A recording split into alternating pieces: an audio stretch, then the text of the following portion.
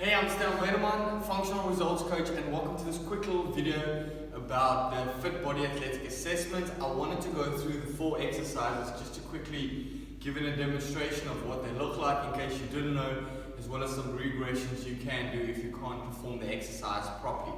Okay, by now you should know, if you downloaded the workout sheet or the worksheet that you had to complete with the accompanied video, this is just the extra video to show you exactly how the exercises work. Okay, so we're going to have 4 exercises. Number 1 is squat, number 2 is push-up, number 3 is power sit-up, and number 4 will be the sprawl. Okay, so what you want to do is 60 seconds of each exercise with a 20 seconds rest period in between. When you do your rest period, you want to write your score down.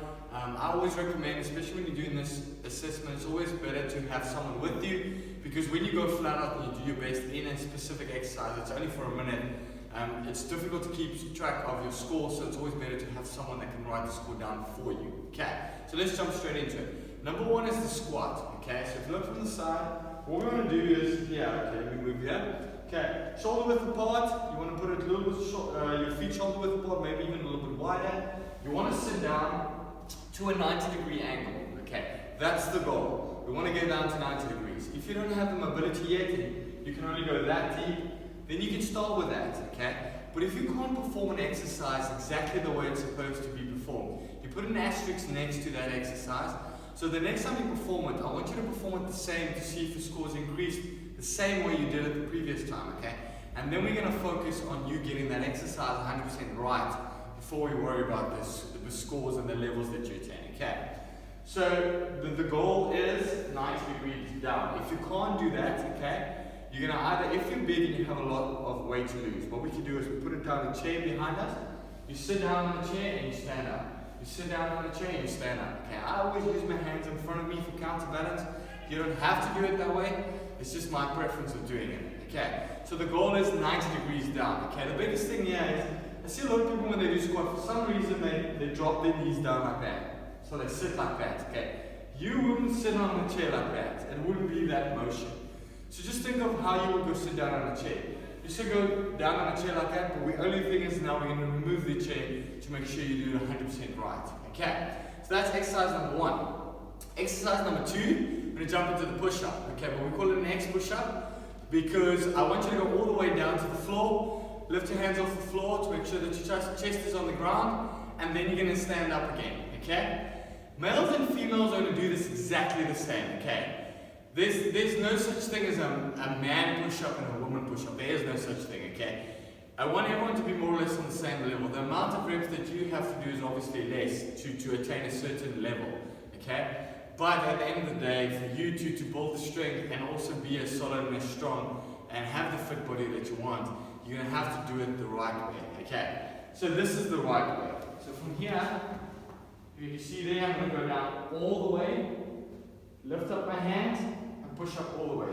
Down. Okay. That's what I want. Okay? I'm going to go all the way down to make sure that everyone's going exactly the same distance down. Okay? If you go and start there, and you want to start with your knees, same story. You're going to go down, lift your hands, and up. Okay? Important thing to understand is if you do it with your knees, you're going to put an asterisk next to it. Okay? Even if you're a woman and you can do it with your feet and you can do 1, that's great. Next time you try and do 2, as easy as that. Don't worry about competing against other people. You're competing against yourself. That's it. Okay?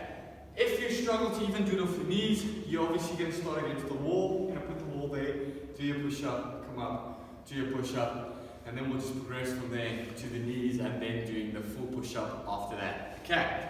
Number 3 is the power sit-up. It's a little bit different than a normal sit-up than you might be used to. So what we do here is backwards, straight, all the way fully extended, okay? Hands behind your head, touch the ground. You're going to come up, elbows touch your knees, and your heels touch the ground. And then you're going to extend all the way again. Come in, touch, and back, touch, and back. Okay, pretty straightforward. People that have a big tummy, okay, that need to lose a lot of weight, they might not be able to do that full movement because their back hurts. They're not able to do that movement properly. So what I want you to do then is you start off by bending your knees, put your hands behind your head, you come up, and you touch. That's all you do, okay? You just touch. Later on you can straighten your legs, touch. Straighten your legs, touch, okay? And you progress from there. Just remember to put an asterisk next to that specific exercise if you can't perform it properly. Okay, last one is the sprawl. Exactly the same as a burpee. The only difference is I want you to lay down flat on the ground and extend all the way once again. Okay, so from here, you're going to go down, touch the ground. You're going to kick up both legs at the same time. Go down all the way, straighten your arms, bring them back in, kick in and stand up. Okay, so if I had it at normal speed, it would be down, straight, and up. Okay, if you can't do it that way, what you want to do is go down, step out, go down all the way, straighten, back in, and stand up. Just remember that is obviously going to take you a lot longer. You can do less reps than the guys that are doing it properly. But it's not a competition against them. You have to do what you can, okay? Once again, what I've also seen in the past, people that have a lot of weight to lose, something I struggle with that specific one, is to actually bend down all the way. They can't do that. So what I normally do is have a tire, use a bed, anything like that that's a little bit high, say more or less that height. Put your hands on that so you don't have to go down all the way. Obviously, if you have something that you're going to put your hands on, you're not going to be able to lay it down all the way.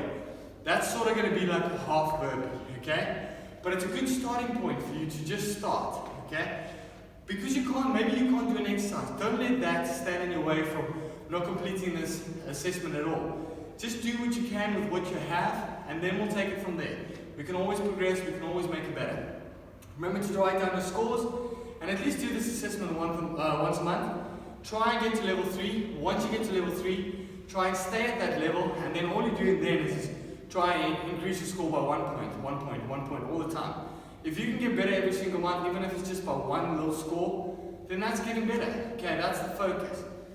Okay, thank you for watching this quick little video. I hope it helped quite a bit. Remember to fill in your worksheet and complete this specific lesson in the 7-day transformation experience. Thanks, Andy.